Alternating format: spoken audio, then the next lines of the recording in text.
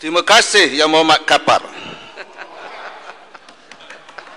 Kawan saya, sahabat saya yang dahsyat. Yang Mohd Datuk Speaker dan Yang Mohd Kapar, Kementerian Dalam Negeri memandang serius terhadap isu parti dan juga warga negara asing yang tinggal melebihi tempoh permit yang telah dibenarkan dengan izin overstay. Sebab itu kalau kita tak tangani dua isu ni, parti dan juga yang overstay, kita akan libatkan jejaskan keselamatan negara, menjejaskan keharmonian awam dan juga menjejaskan kedaulatan negara. Sebab itu dari segi pemantauan keselamatan, pihak KDM melalui semua agensi-agensinya sentiasa mengadakan operasi bersama, bersumberkan maklumat dan juga sumber maklumat dan risikan bersama. Dan sehingga kini PLKS, permit lawatan kerja sementara di dalam negara kita adalah sejumlah 1,545,101 orang. Daripada 1,545,101 orang ini, kita kerana tamat tempoh permit, kita telah buat tangkapan sejumlah 2,766. Walaupun macam begitu, kita ada memberi peluang oleh kerana PKP dan sebab-sebab majikan memerlukan pekerja, kita memberikan permit khas, iaitu PAS khas selama 30 hari bagi membolehkan pekerja asing ini untuk melanjutkan tempoh 1 tahun lagi PLKS yang sah tetapi tertakluk kepada saringan kesihatan di bawah FOMEMA dan juga prosedur yang sedia ada di bawah Jabatan Imigresen Malaysia. Terima kasih Yang Mohd. Silakan Yang Mohd. Terima kasih Datuk Seri Speaker. Timbalan Menteri meneliti daripada kesungguhan KDN untuk mengawal selia pekerja-pekerja asing yang sudah habis tempoh permit mereka adalah menjadi satu igauan buruk bila COVID-19 ini disertai bersama oleh kumpulan-kumpulan ini yang menyebabkan kerajaan tidak dapat mengenal pasti mereka-mereka yang membawa positifnya COVID-19 ini. Namun soalan saya ialah, apakah jangka panjang tindakan kerajaan untuk mengawal selia mengadakan identity card seperti mana yang kita lihat dalam negara kita ni ada RFID card yang membolehkan kita mengenal pasti data-data pekerja asing ini, dan untuk seperti mana yang berlaku di Singapura, Dubai, Qatar dan banyak negara-negara maju yang menggunakan kad yang berseumpama dengan RFID card ini dan diangkat sebagai national security yang tidak boleh dikompromi. Apakah Timbalan Menteri bersetuju untuk mengkaji dalam soal aspek data seperti demikian? Terima kasih Datuk Seri Speaker. Terima kasih Yang Mohd Kapar.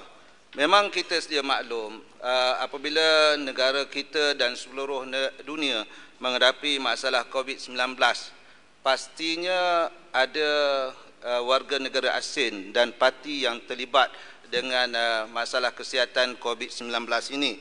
Dan setakat ini yang ada di depoh kita yang melibatkan parti adalah sejumlah 15,531 orang.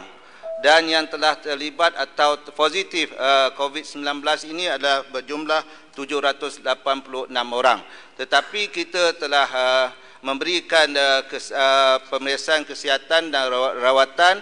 Alhamdulillah, kesemua 786 parti ini telah sembuh. Dan saya ucap tahniah kepada pihak KKM dan juga MKM serta agensi-agensi yang lain yang telah bertungkus lumus untuk memastikan parti dan juga warga negara asing kita sihat. Sebab itulah operasi kita di Malayan Mansion dan juga di Selangor Mansion, kita telah membuat tangkapan dan kita sedang berusaha dengan negara-negara jiran iaitu negara sumber untuk kita menghantar pulang parti ini, dan kita alhamdulillah telah mendapat kerjasama yang cukup baik daripada negara-negara sumber. Mengenai kad yang disebut oleh Yang Mohd Kapar, RFD kad ini kita akan mengkaji untuk melaksanakan di dalam negara kita. Terima kasih Yang Mohd atas cadangan yang cukup baik tersebut. Okey, Manis. Padang Serai. Parit. Kimanis. Padang Serai. Kimanis. Yang Berhormat Kimanis. Yang Berhormat Parit. Padang Serai. Kimanis. Kimanis. saya rasa ladies lah Aduh, okey. silakan. Soalan tambahan kedua 30 saat saja. Terima kasih Datuk Yang di-Pertua. Memang baik apa yang dibuat yang berkaitan dengan pekerja asing yang berdaftar, yang sah. Tetapi bagaimana dengan pendatang-pendatang yang bekerja juga dalam negara kita dalam pelbagai bidang dan sektor yang tidak diketahui oleh pihak KDN di mana mereka berada, maybe di dalam hutan dan sebagainya. Bagaimana kita dapat mengatasi masalah ini? Kerana mereka ada di mana-mana dan mereka juga boleh melibatkan, menyebabkan penyakit-penyakit yang berjangkit seperti COVID-19 ini. Bagaimana kita dapat menangani masalah berkaitan dengan mereka ini?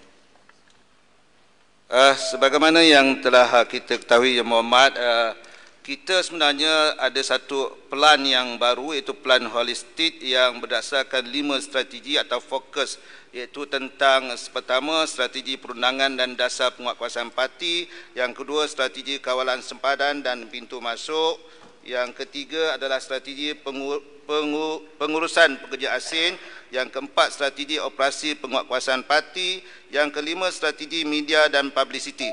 Yang saya nak fokus pada soalan Yang Berhormat tadi, itu mengenai peranan media dan juga masyarakat komuniti supaya menjadi mata dan telinga kepada pihak agensi-agensi di bawah KDN, rela, polis dan sebagainya. Jadi peranan ketua-ketua masyarakat ini adalah sangat penting untuk memastikan mana-mana parti yang tak dapat dikesan oleh agensi di bawah KDN, minta mana-mana individu atau pemimpin komuniti tampil memberikan maklumat. Jadi bila ada kerjasama di antara KDN dan orang ramai termasuk pemimpin komuniti, insya-Allah kita dapat membeteras parti di dalam negara kita. Terima kasih Yang Berhormat. Tuan Speaker, sama satu lagi boleh soalan.